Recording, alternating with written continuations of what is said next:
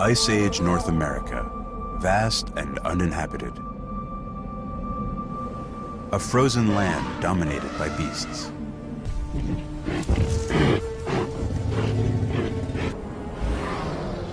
Who first set foot on this empty continent is the greatest mystery in North American archaeology.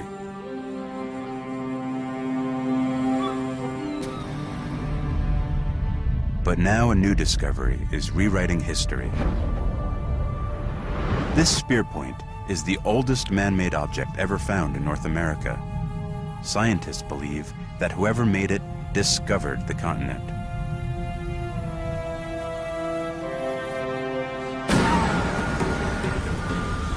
During the worst climate our species ever endured, they set out on an epic journey. Struggled across phenomenal distances.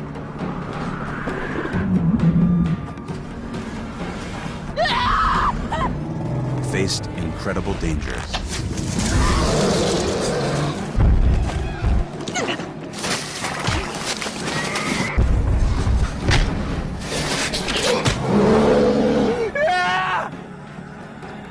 And against all odds, reached the New World. But the biggest revelation of all is where these first Americans came from.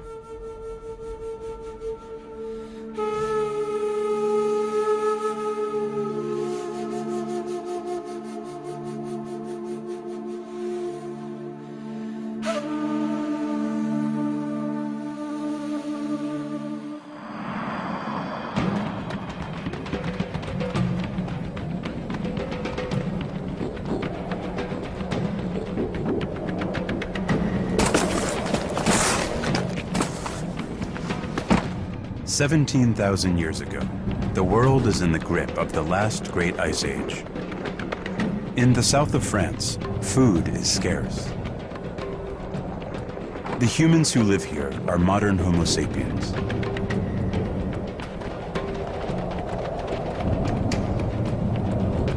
They're waging a war for their survival. This is what they have spent days stalking: wild horses.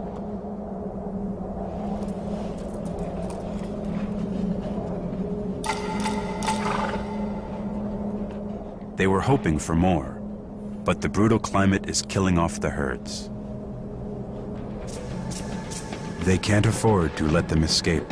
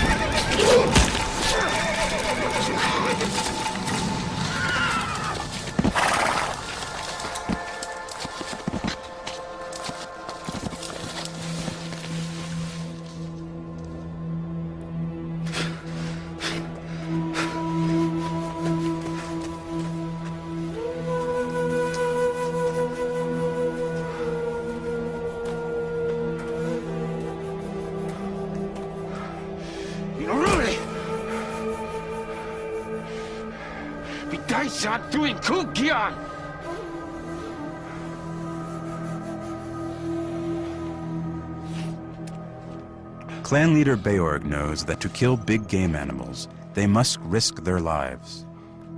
But Guyan is his only son, and Beorg doesn't want to lose him.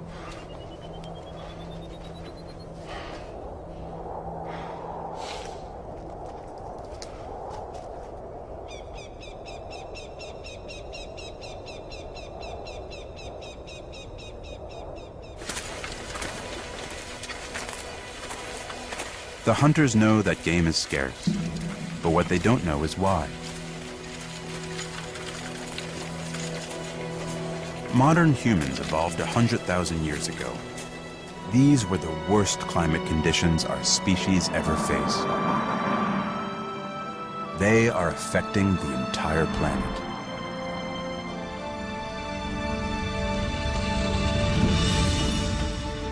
It is the height of the last great ice age. Throughout the Earth's history, thousands of ice ages have frozen the planet. The most recent one was near its peak 17,000 years ago. Permanent ice spread from the poles, swallowing a third of the landmass. Across the northern hemisphere, the continents were crushed under ice over a mile thick. In France, giant glaciers descended from the mountains. Clans of Ice Age humans who had lived here for tens of thousands of years were being fenced into a shrinking land.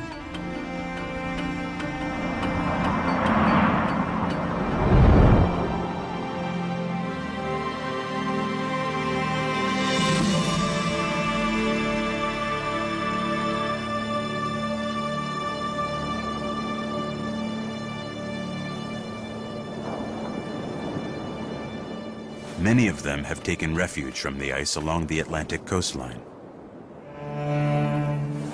This clan has learned to survive here, eking out a living from the ocean.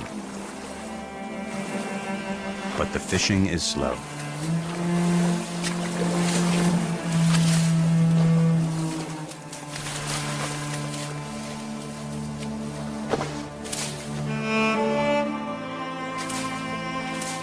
Only Zia, the clan leader's daughter, is having any success.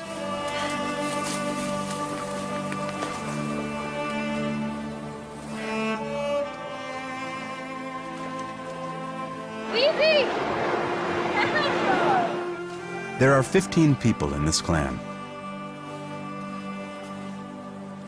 Each person plays a part in the group's survival.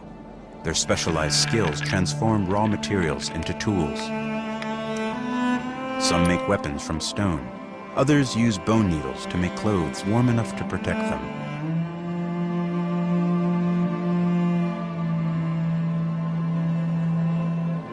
Working together is the key to their survival. But today, hunger is creating tension. Zia! You wollen then?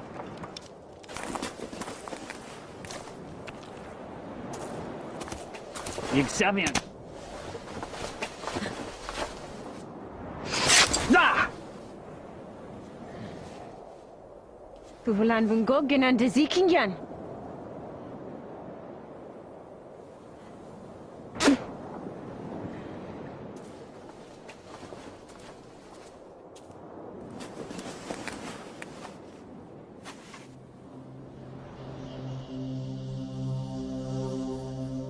Today, 17,000 years later, only a few tantalizing fragments remain of this clan. Archaeologists call these people Solutreans. They invented objects we still use today, like the eyed needle. They carved images of the prey they hunted, like the mammoth. But most importantly, they revolutionized weapons technology. For 100,000 years, mankind only ever made spear points like these from simple flakes of stone. But the Solutreans took a quantum leap forward. Using advanced techniques, they made spear points that were 50% thinner and lighter. These edges are 100 times sharper than a steel razor.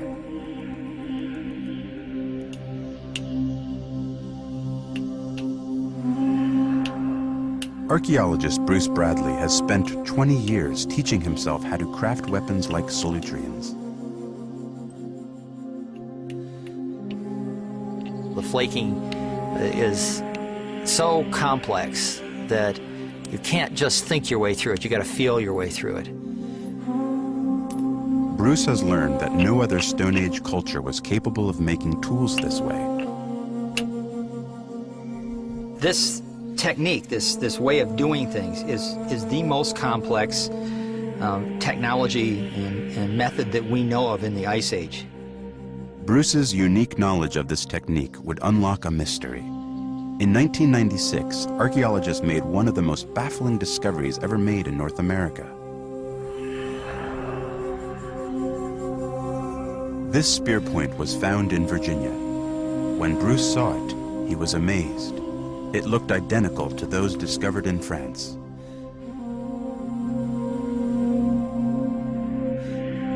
Carbon dating showed it was buried 17,000 years ago, when archaeologists believed North America was uninhabited.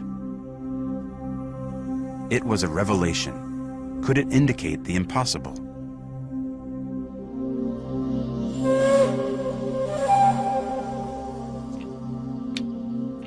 The idea that people may have populated the New World from Europe, the European continent, is so dramatically different from anything I was ever taught that it's almost an unbelievable concept. For almost a century, scientists have believed that North America wasn't discovered until 12,000 years ago, when people from Asia crossed a land bridge from Russia to Alaska. But what Bruce had seen challenged the accepted theory. It was one of those sort of, no, this can't be, and yet, how can it not be? Because it's there. It's right there in front of us. Had Europeans brought their technology to North America 6,000 years before anyone else? And if they had, the even tougher question facing scientists was, how?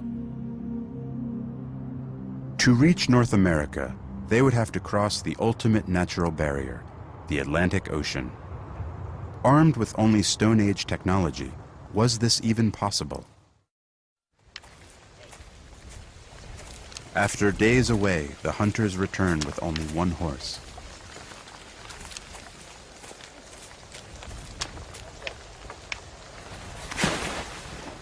Beorg's first responsibility is towards his family, his wife, his daughter Zia, and his eldest son, Guyan.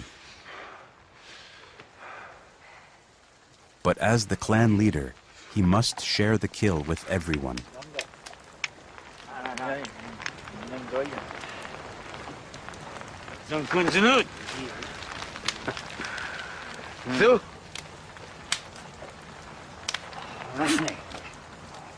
Gaan we weg?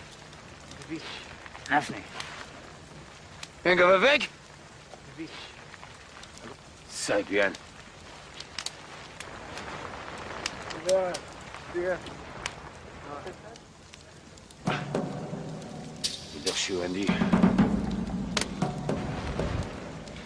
Beorg's clan need to kill more game than this to survive.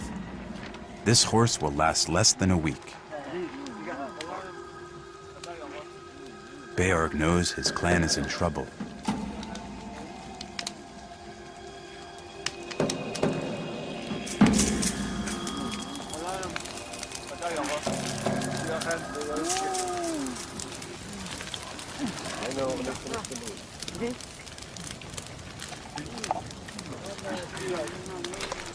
No part of the horse is wasted. By eating brains and eyes, they get vitamins they can't get anywhere else. And in the marrow of the bones, they find the most crucial food of all, fat. It gives them energy and warmth to survive in this freezing climate.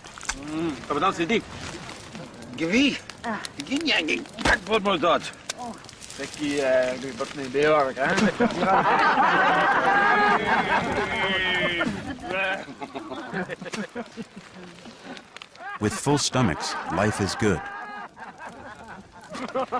But soon the hunger will be back.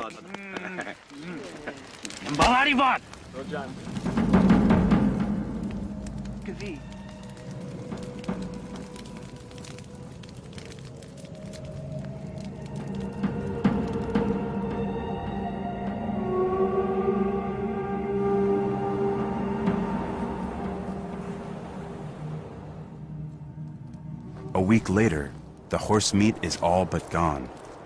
Björk. Gini. Çeker. Evin ganiti. Yigsabian. Gavarithi. Yigsabian. Gavarithi!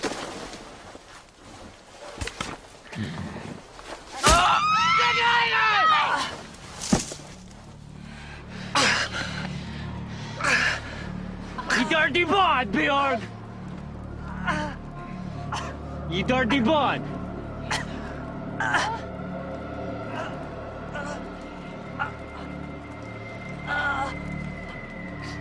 Yigsabian!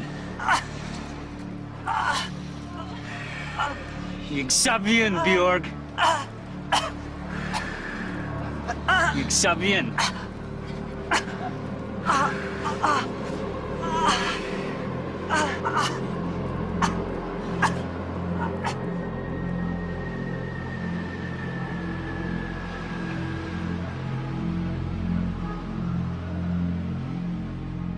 As the leader, Beorg must punish the murderer.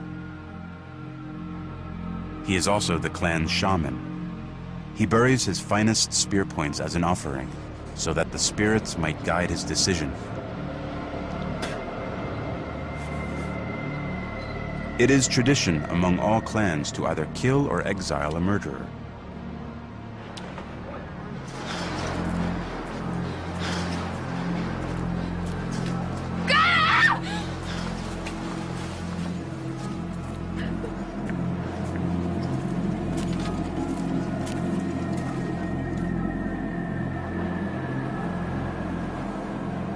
Makai! Ingen to me.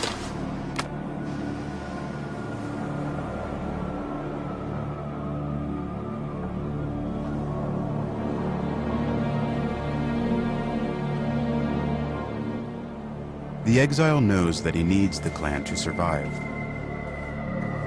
Alone, his chances are slim.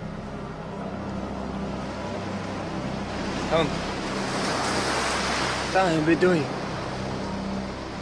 Appetizer. Johnny Heaton.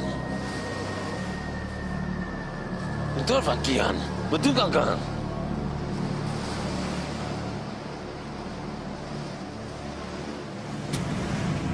Beorg now must provide a solution to their hunger, or there will be more deaths.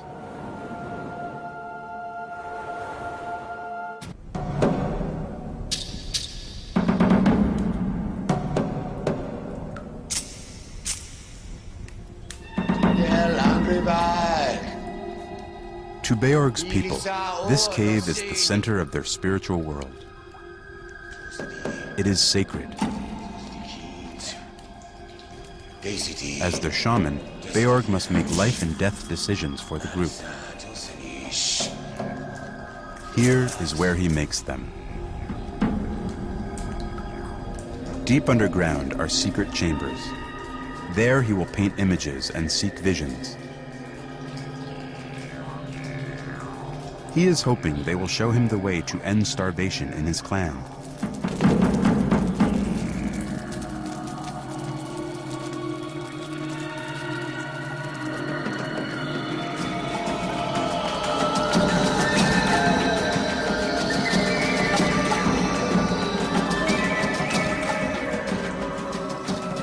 "17,000 years ago, in caves across Spain and France, Ice Age clans left the most amazing record of their culture. Their art. It is a unique window into their world.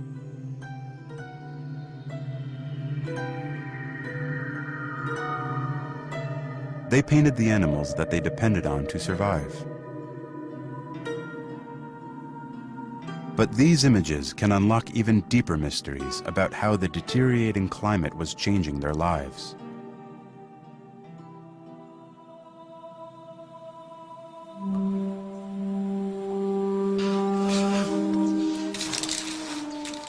In Spain's Nirja cave, Bruce Bradley is literally retracing the footsteps of the ancients. Chambers in this cave could swallow a football stadium.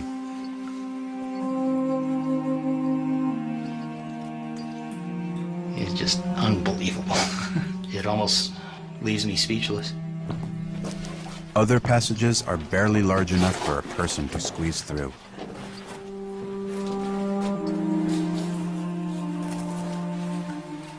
But Ice Age people explored this cave with nothing more than candlelight. A day's journey. Bruce has traveled over a mile underground to discover a tiny hidden chamber. Within it, something totally unexpected. Absolutely amazing. Now these are just amazing figures. They're sort of elongated lozenge-shaped things, but they look like they've got fins on the ends, and this is why they've been interpreted as seals, and I think it's a good interpretation. And the fact that it's seals as opposed to horses or deer, I think it's got to be extremely significant. This may be a really good indication that the Solutrean folks were looking to the sea, and more specifically to the edge of the ice, for their sustenance, for their new culture, their new way of living. And this could be an example of how important the Solutrean people considered these animals to be.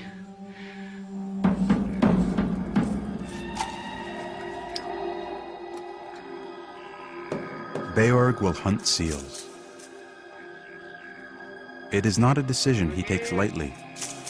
To reach them, he must lead an expedition to the most dangerous place they know: the Atlantic Ocean. Beorg knows seals can be found beyond the horizon.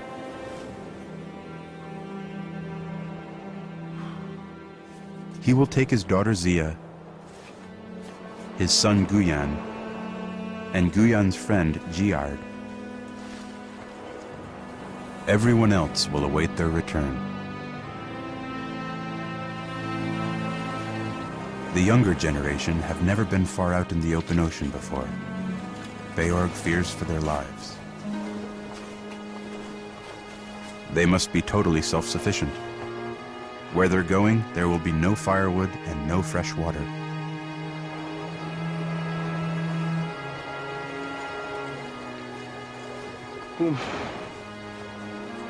Zia's in charge of life support. Without her dried lichen for tinder, there will be no fire.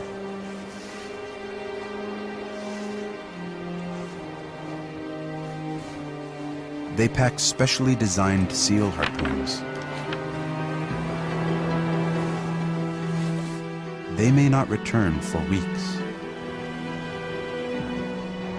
Their boat, covered in skins and waterproofed with fat, will be their home.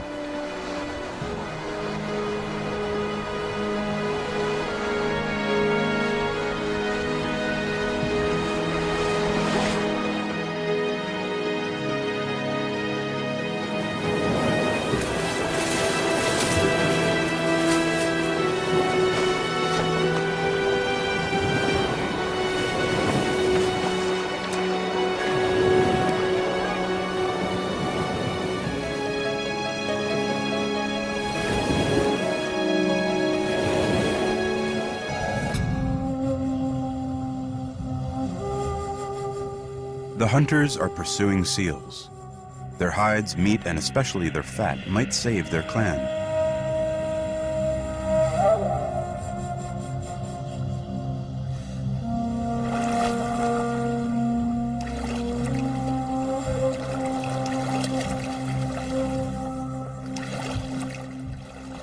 But they have good reason to be apprehensive.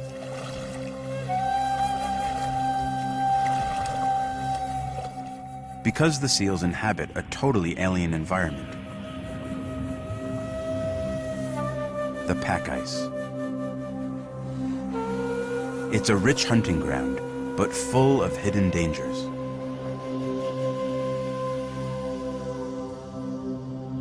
Seals feed and breed amid the ice. They are at home among the powerful freezing currents that run beneath.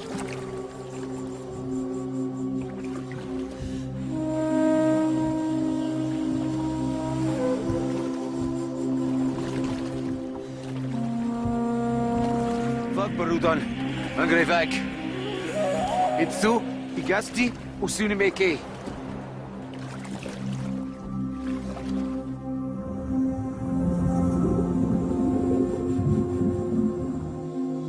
During the last ice age, Arctic conditions reached deep into southern Europe. But scientists had no idea what a dramatic impact this had on the ocean. Until now. We weren't there ourselves. We don't know what it was like, but we believe that we can reconstruct what it must have been like. To find out, Richard Peltier and his team at the University of Toronto fed every known piece of Ice Age data into a vast supercomputer, the largest of its kind in the world. Crunching numbers for 5 months, the computer unveiled a detailed picture of conditions for every single day of the last Ice Age. We get a picture of how salty the water was everywhere, at every point in the global ocean, at what the temperature was. Similarly, in the atmosphere, we make predictions of how cloudy it was during the month of February, 21,000 years ago. But in the Atlantic Ocean, the data revealed something shocking. Every year in Ice Age Europe, the clan's world was utterly transformed.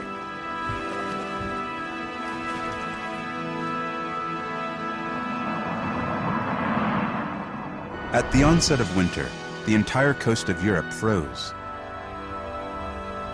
The ice reached as far south as the Mediterranean. But even more dramatically, this ice extended as a 30-foot thick sheet across the middle of the Atlantic.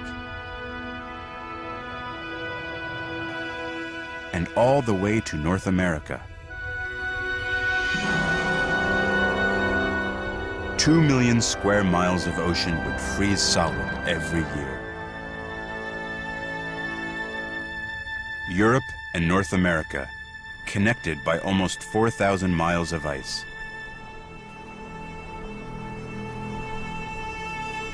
An ice bridge. Could the clan use this to discover America?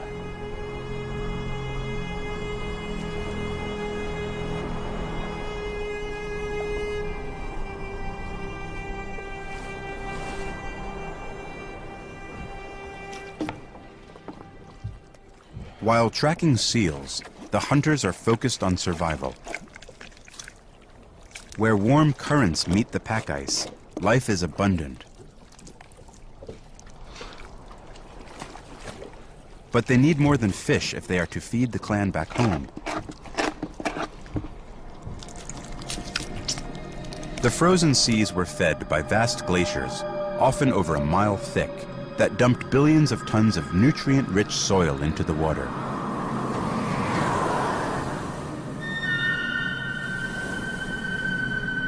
These nutrients were carried under the ice floes, providing the ideal environment for microscopic algae to grow. The algae provided a rich harvest. It supported billions of fish. In turn, this meant populations of birds and seals massively increased. For the hunters who faced starvation on land, the ocean was bountiful. After a week of hard paddling, they are now almost 100 miles off the French coast. They set up a camp on the edge of the ice. Their boat, when flipped over, doubles as a shelter. They set off to hunt. They may need to travel half a day before they find seals.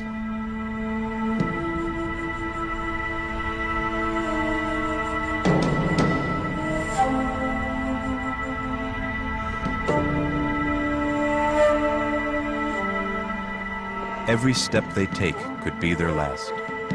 Hidden cracks in the ice spell instant death.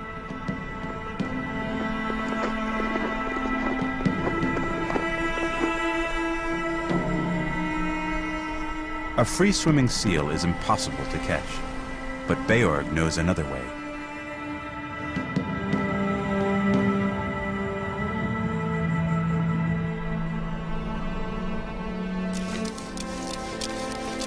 In camp, Zia is taking steps to ensure their survival.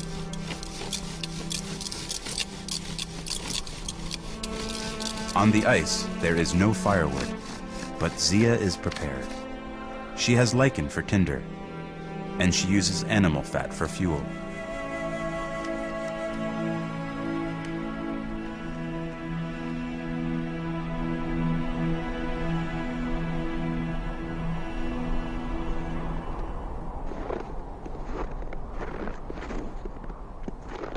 After 3 hours struggling across the ice, they have finally found what they are looking for. Air holes. Because seals are mammals, they maintain breathing holes to the surface. When they come up for air, they are vulnerable to the hunter's strike.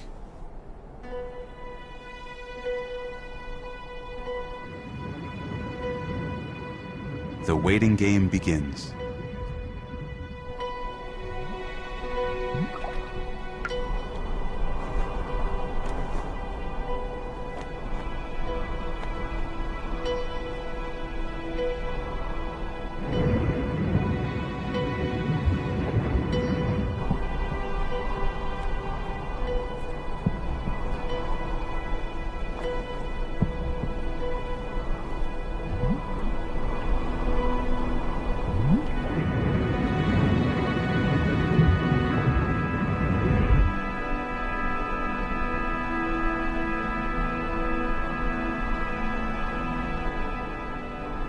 The temperature has dropped near zero. But Zia's fire is not for heat. It serves a far more important purpose.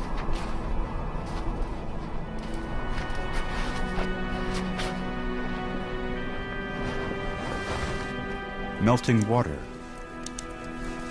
Without fresh water, they could die in a matter of days. But they can't eat the ice because doing so uses up too much body heat. So their only option is to melt it. Here, fire is life.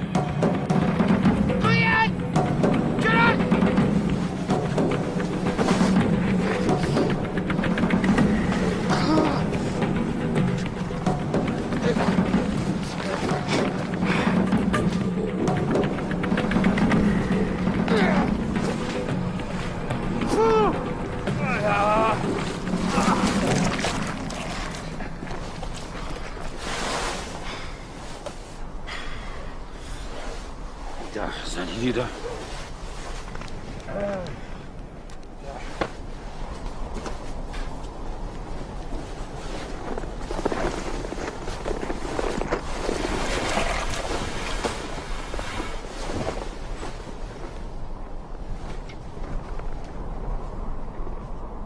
If they continue to be this successful, they will be able to fill their boat with seals. The clan will be saved.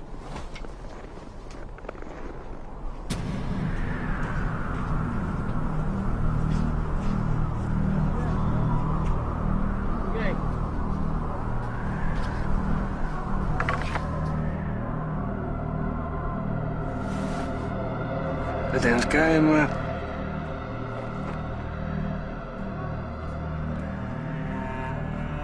Out here alone, exiles are doomed.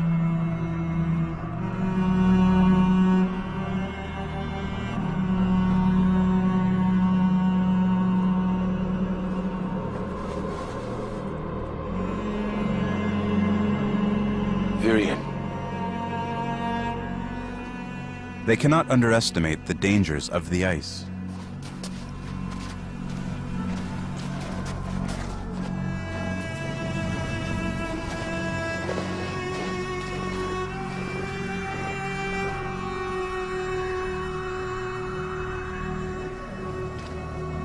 Ja. Ganz am ihn.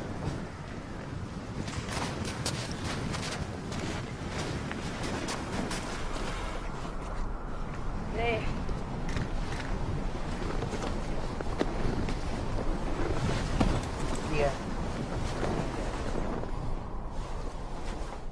The seal provides them with everything they need. The rich, dense fat is both food and fuel for their fires.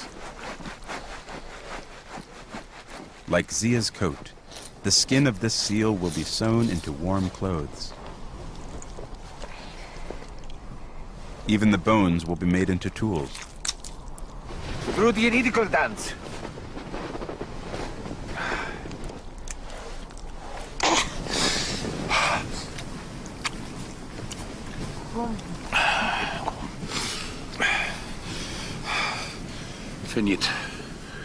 Finit modungang sa manch. Kibada badan.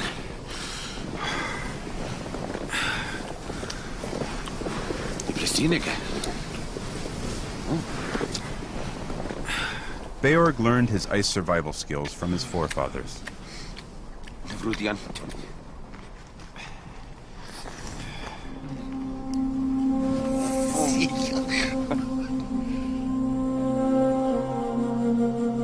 Alone on the ice, far from home, how long will it be before bad weather begins to bite?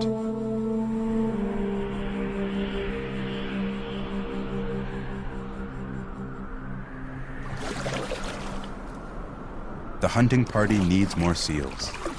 But paddling further into unknown waters, they begin to encounter clues from another world. Driftwood has been floating out of the west, from a land they cannot imagine. Neden zırar vakaniş?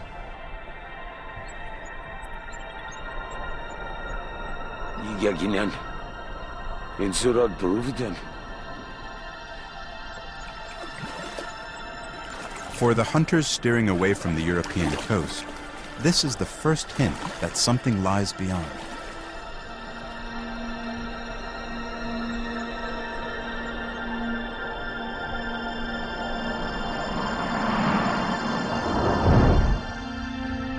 On the other side of the Atlantic, floods have washed trees into the ocean. They are swept up by the warm waters of the Gulf Stream current. More powerful than the combined forces of all the world's rivers, the Gulf Stream is the engine of the Atlantic.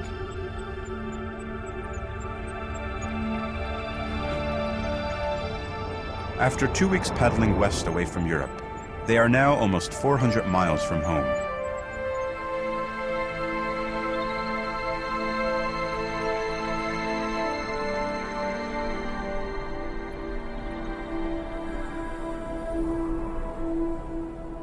The hunt has taken them further out than Beorg has ever been before.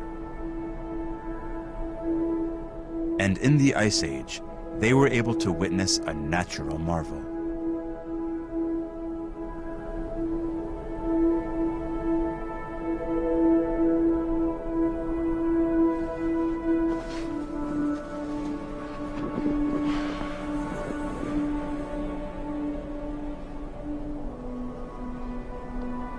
Uiteindelijk giving je.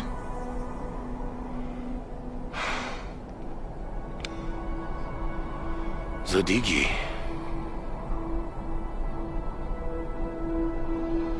Inga bedajan gingyan na di tansinak. Hikikinyan. Leksenit verion sokoginan.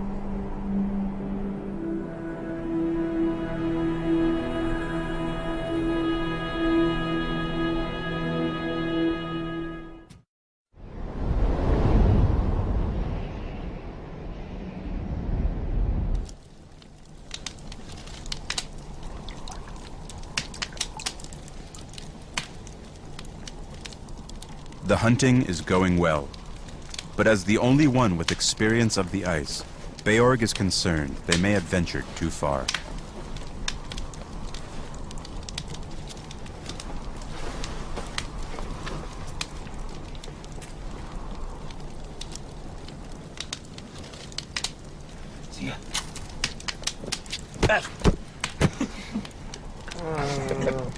Bavarian! Bavarian!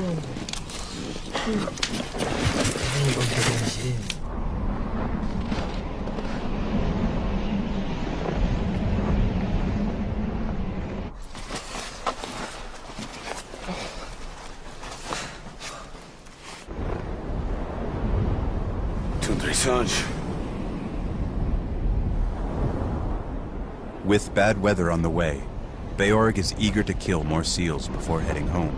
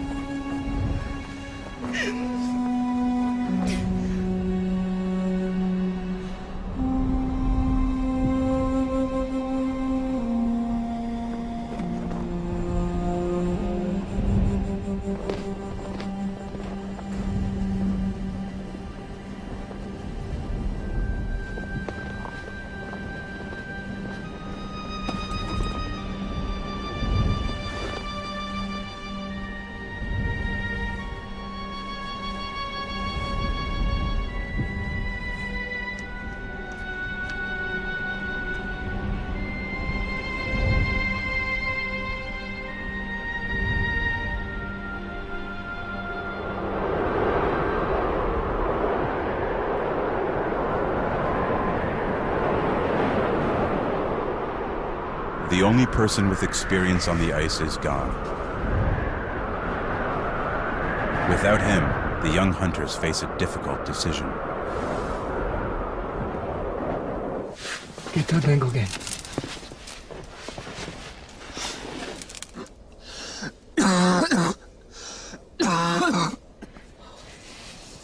Ben ik toch zo weer weg?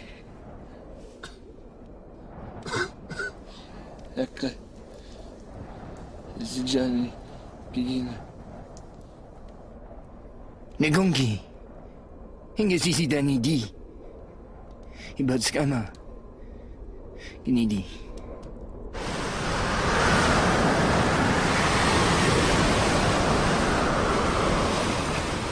불공! 공고연! 그랑경이! 그랑경이지요! It's impossible to continue in the storm. They must return to the ice sheet and make shelter.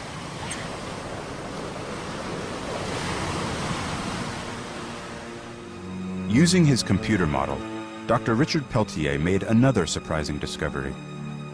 Because of such an extreme temperature difference between the warm Gulf Stream and the frozen poles, storms in the Ice Age were superstorms. Wind speeds would have been, we expect, very much stronger during this glacial time than they are at present. Temperatures would have been very, very much lower. They would have been living in a very hostile environment. Far out in the Atlantic, the young hunters have been caught in a severe Ice Age storm. The violent weather has kept them pinned under their boat for 2 weeks. They've hardly eaten and are half starved.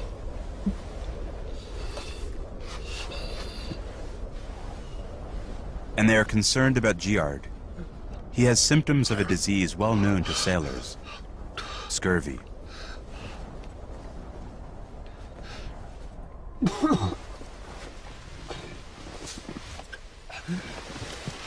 생각해? Rien.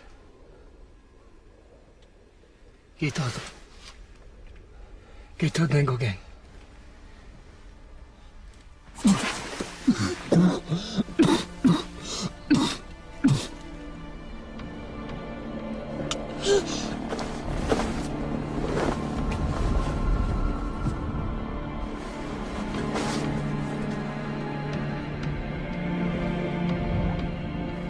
The storm may have slowed, but the group is only now about to discover its effects.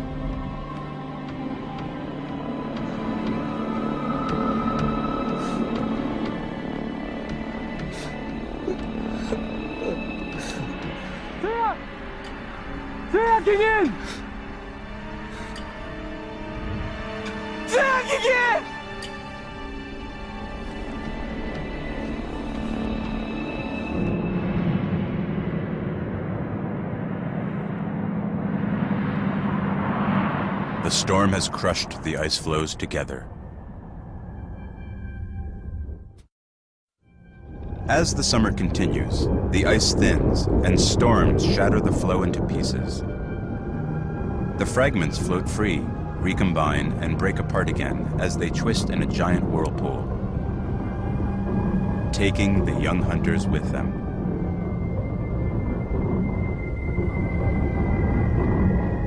This phenomenon still takes place in Arctic regions today. Broken ice floes are at the mercy of currents, and especially the wind. But where are they going?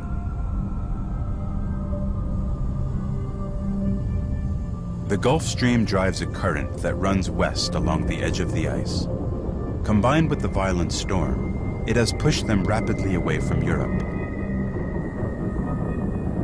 Moving at an average 4 miles per hour, in just 3 weeks they have been pushed 2,000 miles.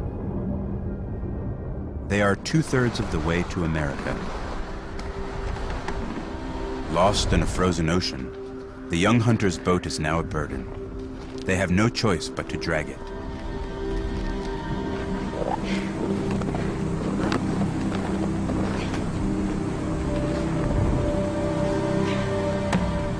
Navigating only by the sun, they head south in the hope of finding open water.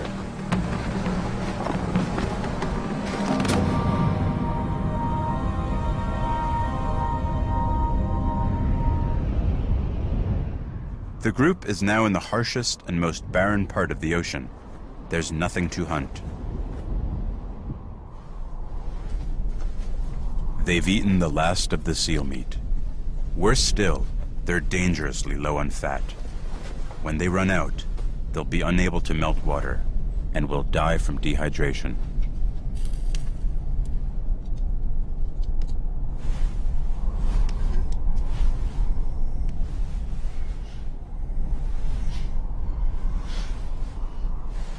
Yeah!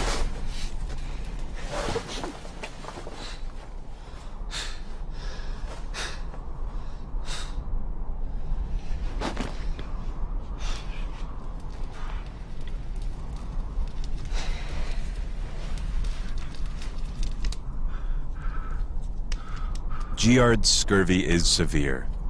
Without vitamin C in his diet, his cells are coming unglued. He is slowly bleeding to death within his own skin. Ja, Ian Kuhn.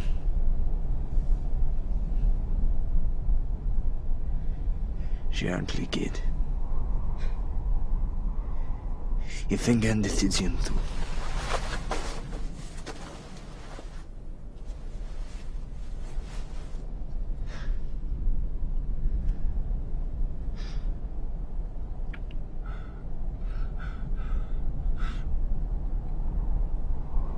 In bundugan. If you lost the Lingvengian.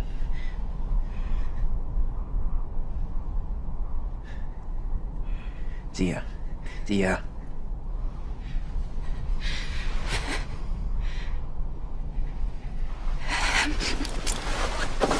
Dia bervien tu.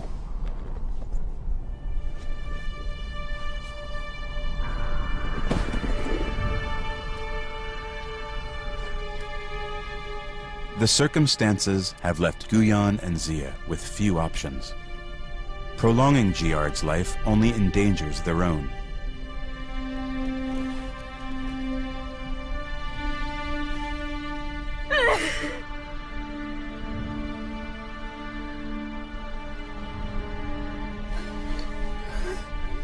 But Giard's blood and even his flesh could provide them with nourishment.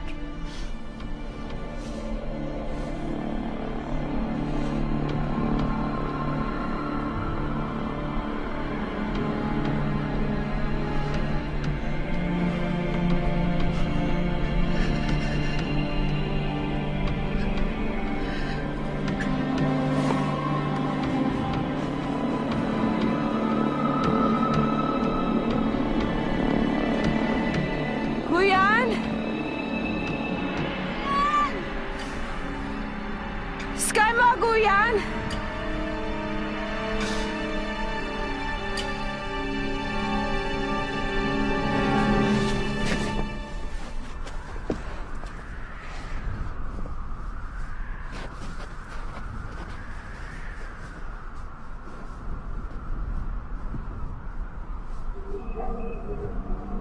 Tinakan dito siya.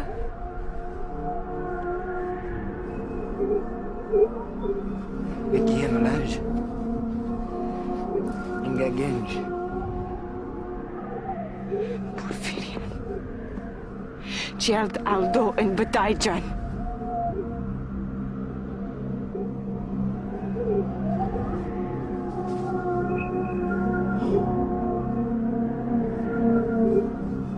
Os good Zengas.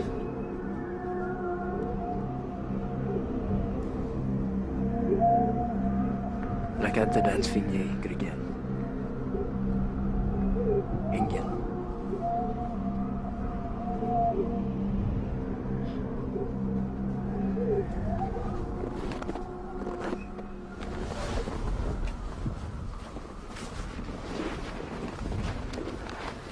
Thousands of miles from home, was a vision like this caused by starvation or madness? One scientist believes he can explain the mysterious appearance of mountains far out in the sea. University of Manitoba physicist Valdemar Lane is a mirage hunter. He searches for these strange phenomena in the Canadian Arctic. People living in Arctic conditions, such as the Inuit or anyone in northern Canada, they're generally very familiar with these mirages. They would see them quite frequently. Lane has recorded many sightings. To explain them, he investigated how light behaves in cold climates.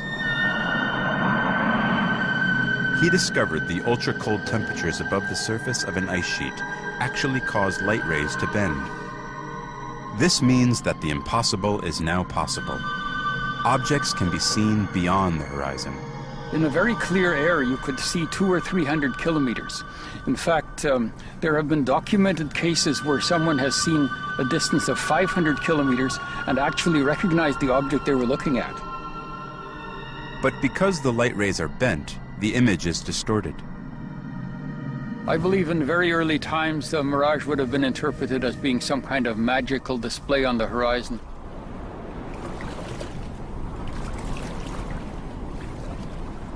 The hunters finally have hope of reaching land, but they have no way of knowing what the land is or if they'll survive long enough to get there.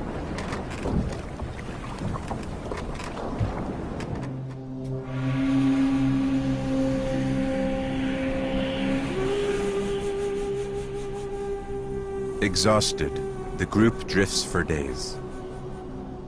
Malnutrition begins to take its toll.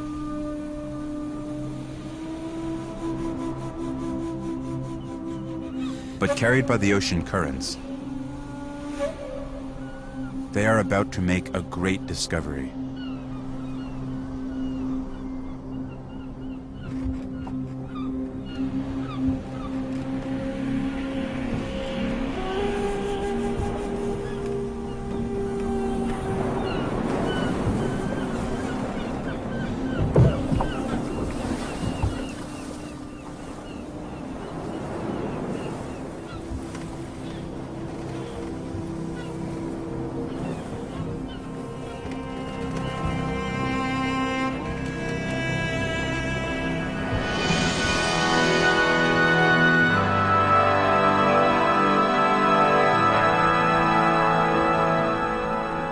Finally, after months surviving on the frozen ocean, the hunters have arrived in the New World.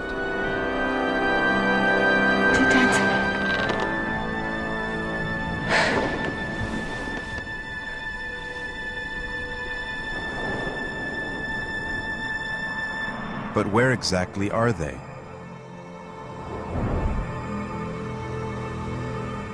These are the Grand Banks.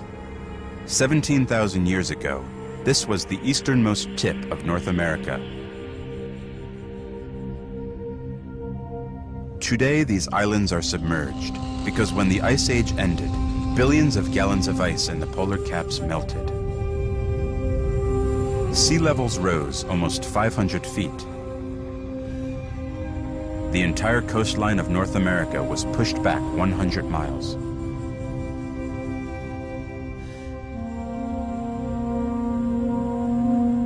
But for the hunters, the Grand Banks were a gateway to the New World. Their ocean voyage of more than 3,000 miles was at an end.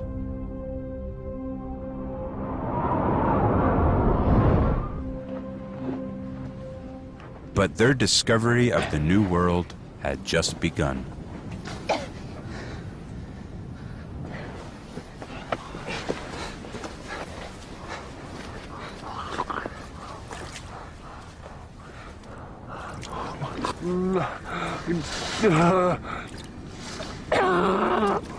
The land holds the cure to Giard's illness. This is scurvy grass. Ice Age people knew its medicinal qualities.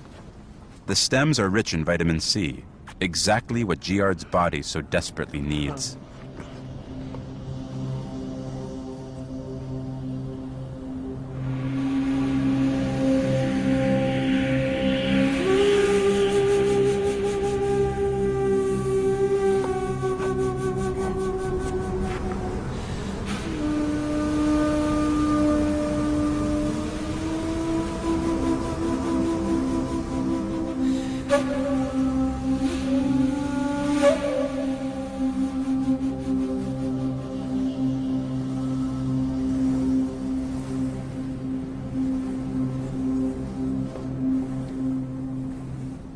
The young hunters are recovering from their odyssey at sea, scavenging what food they can find in the barren landscape.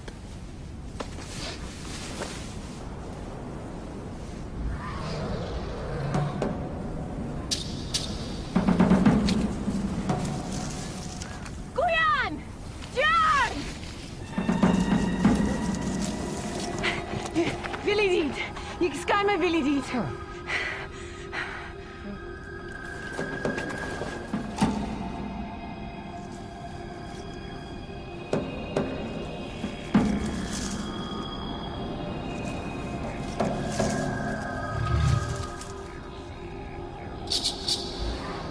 Back home in Europe's harsh environment, mammoths were dying out.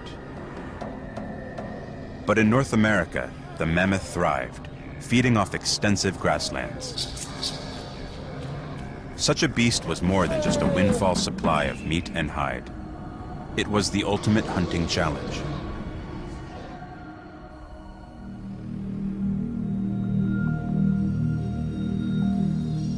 The mammoth was sacred to the Ice Age clans.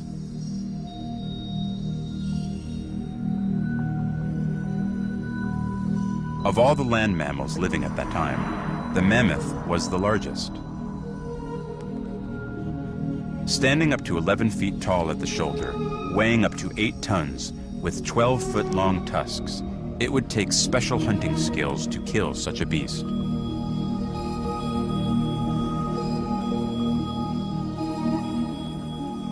You just hit a mammoth with everything you have, and you don't kill it, you wound it. And you follow it for days until it finally dies, and then you dispatch it. The young hunters are eager to try and kill a mammoth, but they have a serious problem. Their seal harpoons are useless against such a large animal. They need spears with razor-sharp points, but they don't have the right stone to make them.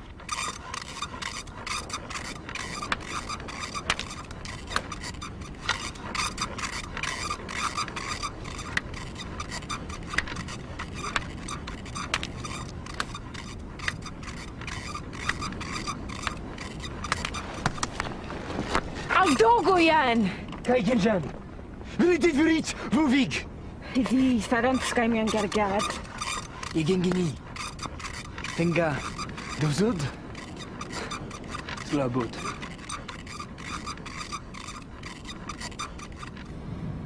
To find the right stone in this unfamiliar land will require detailed exploration. In the Ice Age, people traveled hundreds of miles to quarry the best rock. The newcomers have no choice but to journey into the unknown. But are they up to it?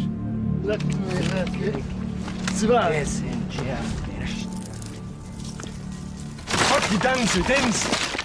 Dan, de kingan. Lepeos Gojia. Skanyen. Die wat genannt, Gedens. De kingan gektikke. Slabot gesh. Skamien, Jia, skamien.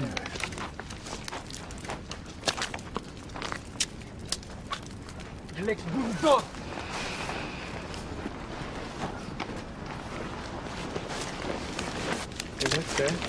Siva, ik. Kenyan, Jia. Kenyan.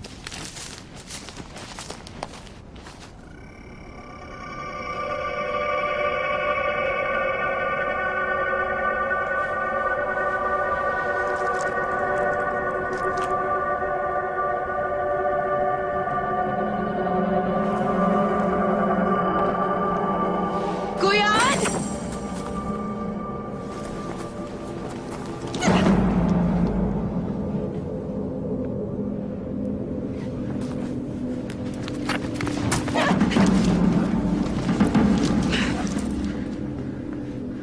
Tekja. Kenyan, Jia.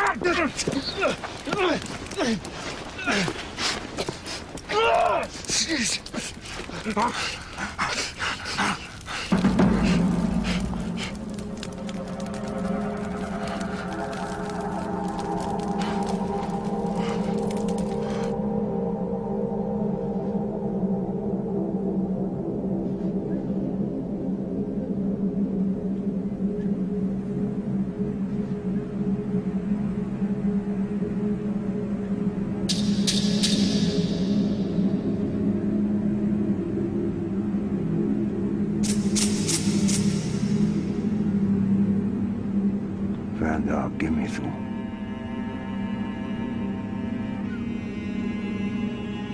Sia. There. Andar gimisum. Atam.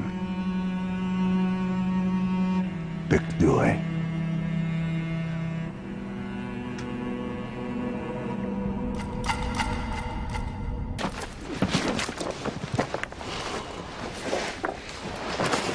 Guyan, Giard, and Zia are not the only people to have crossed the ice bridge. They have been captured by exiles who have banded together.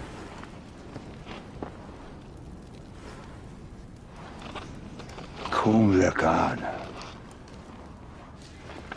If the two groups can cooperate, their chances of survival increase. Okonesni.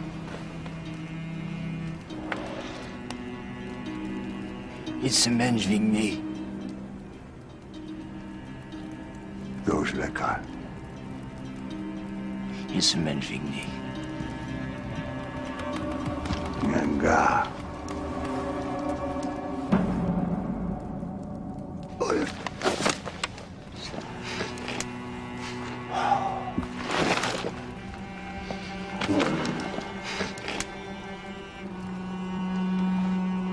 Those lekker.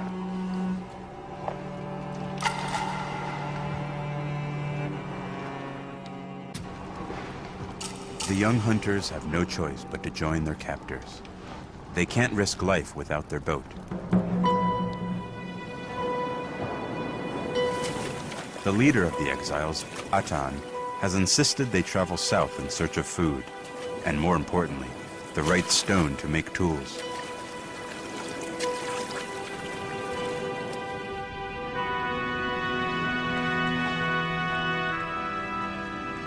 There are increasing signs that the New World is very different from Europe.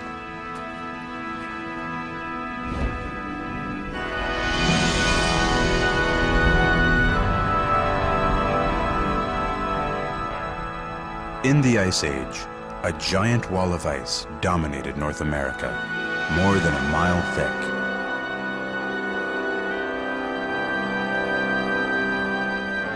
At the foot of the ice were great open grasslands. Grazing on these grasslands were creatures new to the clan, and others in numbers greater than they could imagine.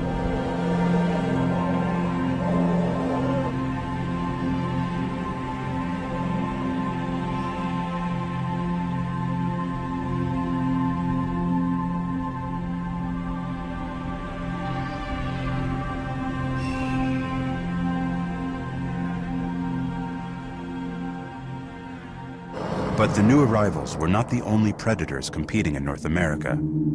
The saber-toothed tiger weighed twice as much as a modern-day lion and boasted front fangs more than 6 inches long. It could easily kill prey twice its size. Even more dangerous was the short-faced bear. Standing over 10 feet tall, this bear was the largest that ever lived. Capable of speeds over 35 miles per hour, it was the most powerful predator in the Ice Age. Verklak, Bayan Negid.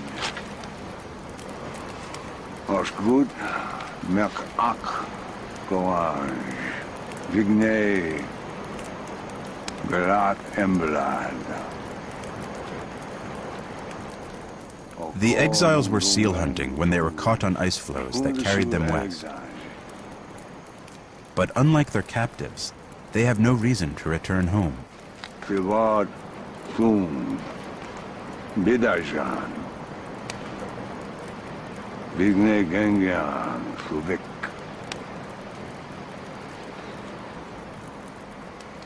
Desru.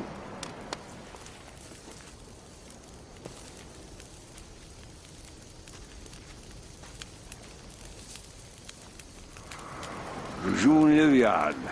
Yada Breket. Yada Breket, huh?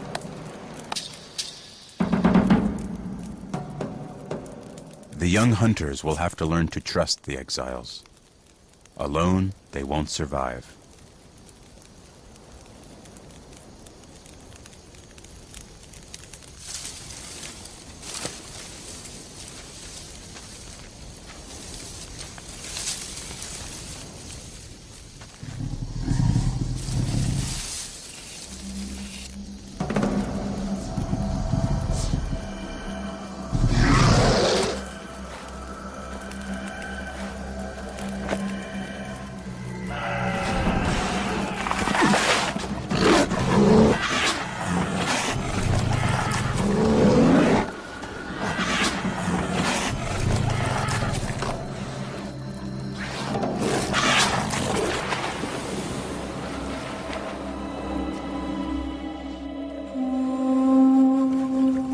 Their new world is full of new dangers.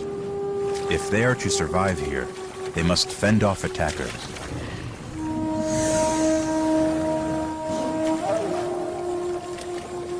They urgently need new weapons, and for that, they must find the right stone.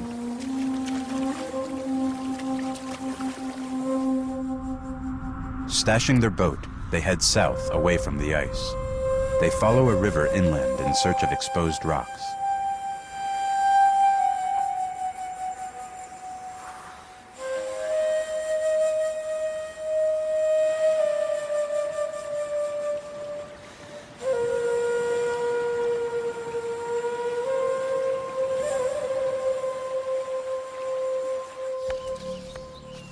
After a long trek, they have finally reached what will one day be Virginia. Here they've found what they've been searching for.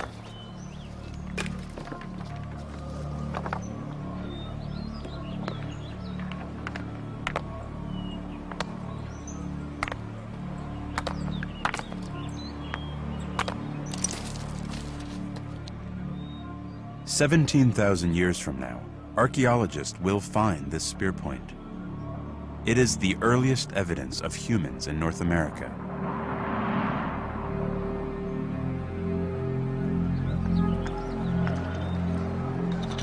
The archaeological record shows that the clan camped here for one reason: flint, the rock that makes everything possible. Ice Age people traveled hundreds of miles for the right kind of stone. They can shape it into knives, scrapers, any kind of tool. Giard's spear point is sharper than a surgeon's scalpel. It can penetrate the thickest hides.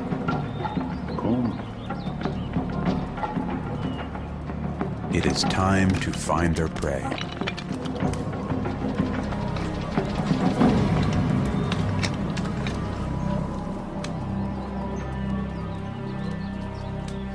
It doesn't take long. This dung will lead them to the greatest challenge known to Ice Age hunters: mammoths.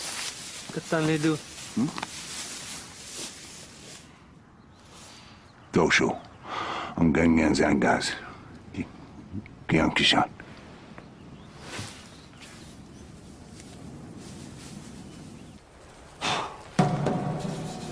Before the hunt can begin, the clan must prepare.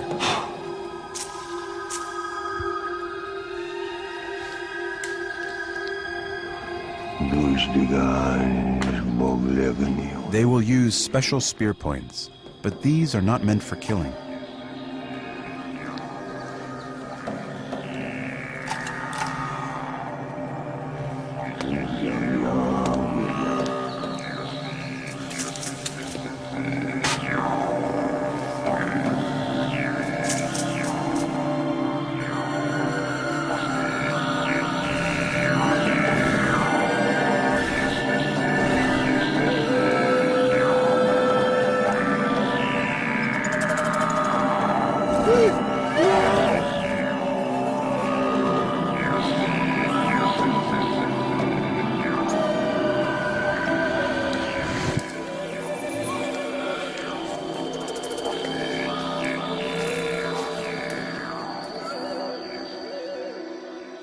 For years, archaeologists have wondered about mysterious burials of spear points they call caches. Found both in Europe and North America, they contain oversized spear points over a foot long and too thin for killing. So what were they for? Those are extraordinary pieces of work. They're masterpieces of work.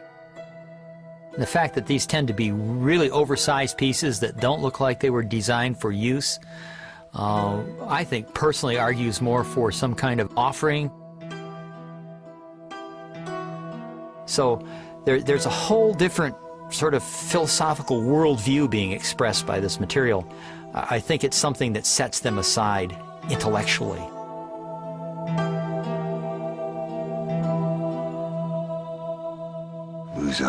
The group is embarking on the most dangerous and ambitious hunt of their lives. They will have to rely on each other. The ritual is cementing a bond. They are forming a new clan.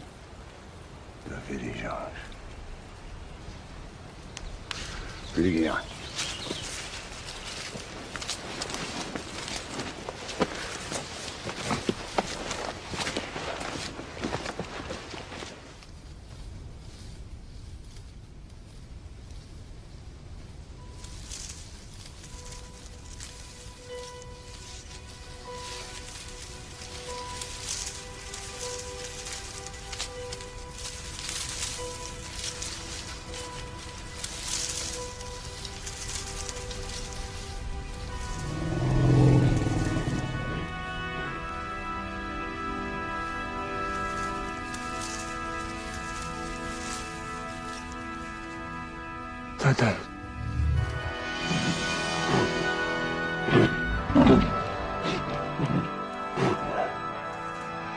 Kumesh Kimby.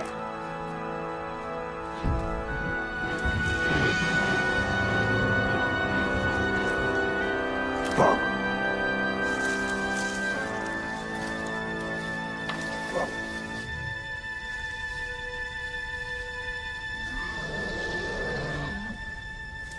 Their plan must be precise. Mammoths have an acute sense of hearing and of smell. An adult mammoth can run twice as fast as a human. Ag zot mokli. Yavik. Gian. Yard. Malvik. Geke Amra. Desidisage. Gian.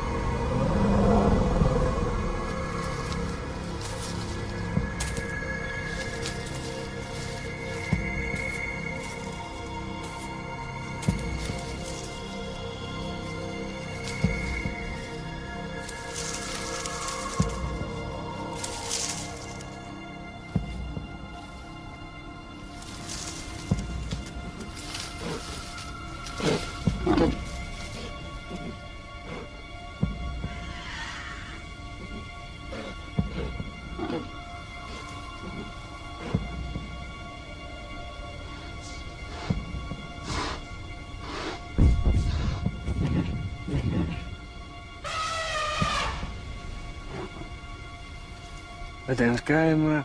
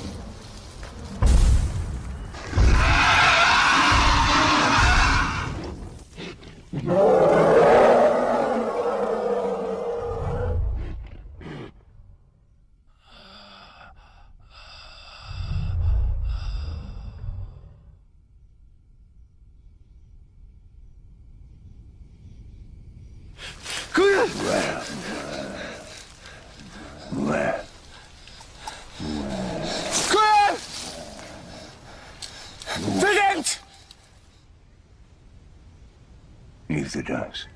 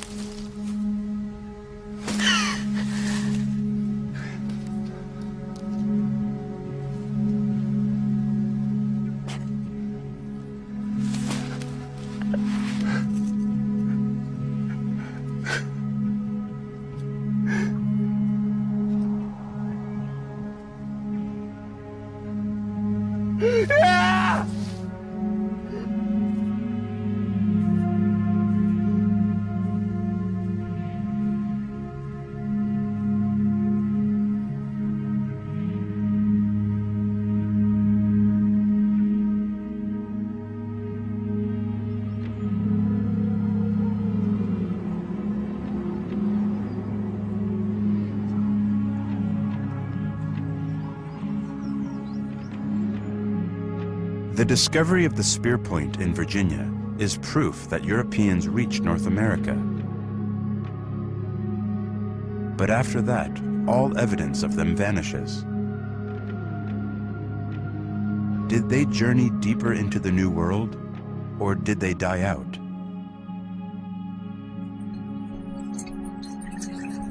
The answer may have been found in a new and rapidly expanding science, the study of human DNA.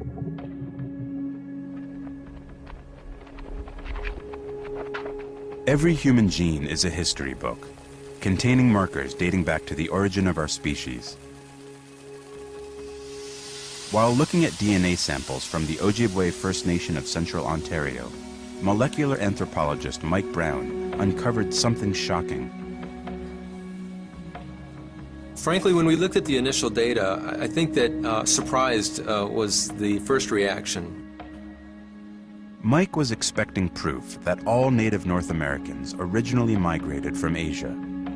Instead, he found a totally unexpected DNA marker. But could the fate of the clan be explained by this new marker? Surprise number one was the fact that it comprises a full quarter of some Native American populations. That's a lot. Surprise number two was that we found this lineage in the Native Americans, but also it had been found in Europe.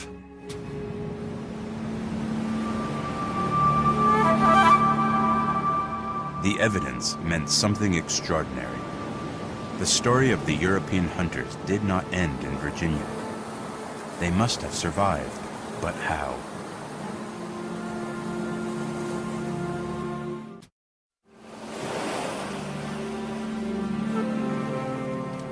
After the death of her brother, Zia and the new clan have set up a winter camp on the coast.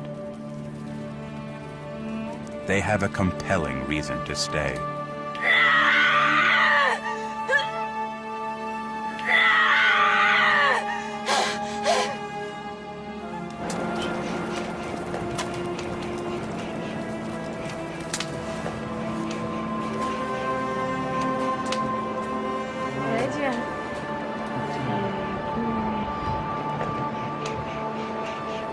Zia and Giard's daughter may truly be the first North American. She won't grow up alone. 3,000 miles away, on the far side of the Atlantic, the remaining clans still look to the sea for their survival. The ice bridge is still open. In time, others can cross.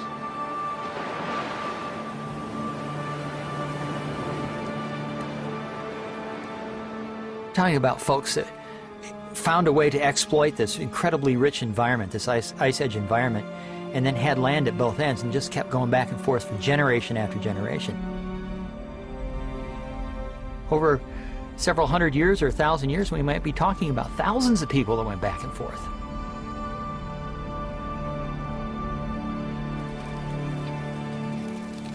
"6,000 years later, these are Zia and Giard's descendants. They have spread deep into the continent.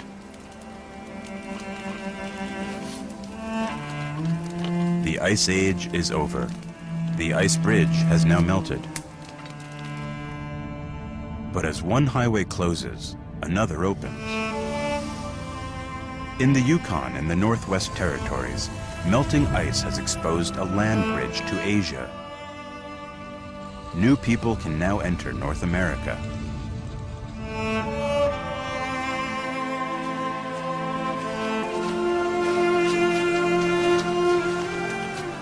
For descendants of the clan, an extraordinary meeting was about to take place.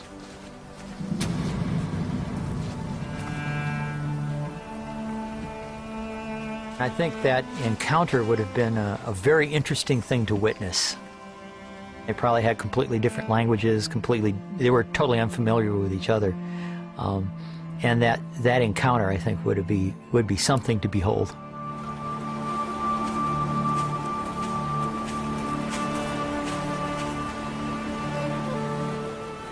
For the first time in history, humankind has circled the planet. People from Europe and people from Asia will now forge a new civilization, the native peoples of the New World. It's just such an exciting thing because it's so different from what I was taught.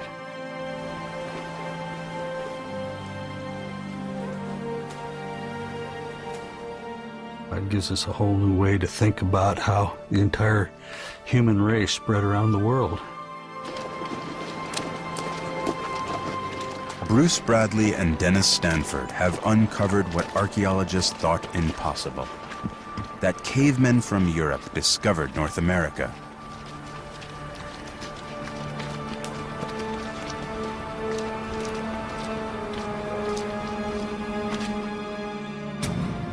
This stone spear point is rewriting the story of a continent. It reveals the first Americans made an epic journey that changed the course of history.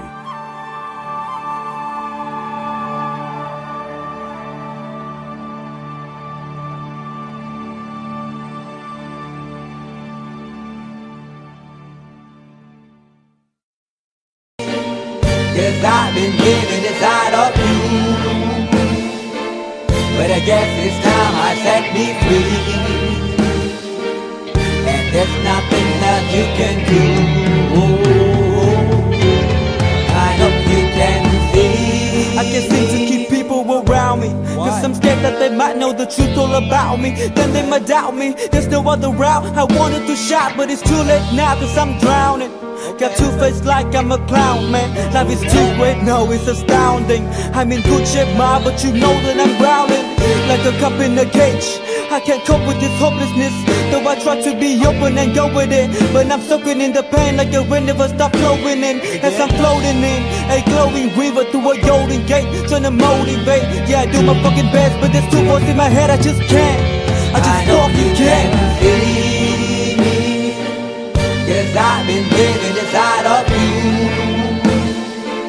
But I guess this time I set me free. And there's nothing that you can do. I hope you can see me. Cause I've been living inside of you. But I guess this time I set me free. And there's nothing that you can do. I hope you can see. What you looking like this? You be fine, trust me, just in time we get along. No, leave me alone. Why yes, can you see that you are alone, big? We're now sitting in our own throne, big. We need nobody, can you see it through? But it's not you who I should be listening to. Guess what, big? Nobody fucking needed you. No, ain't nobody fucking needed me. Yeah, they never needed us. Like when they nailed Jesus up. There's no fucking heaven that they don't believe in us. But they my friend, I'm the only one that you can trust. Yeah, god damn it, you an idiot. Go online, be a slave for the media. And you forgot what your father said. Are you serious? Look at yourself, big. You fucking idiots. Cause I've been living inside of you. But I guess this time I set me free. Oh, I love you. I love There's nothing that you can do.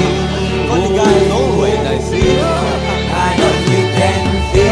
Can you see it, baby? There's no one else. Cause I've been living inside of you. You have to accept it. But I guess this time I set me free. And there's nothing that you can do.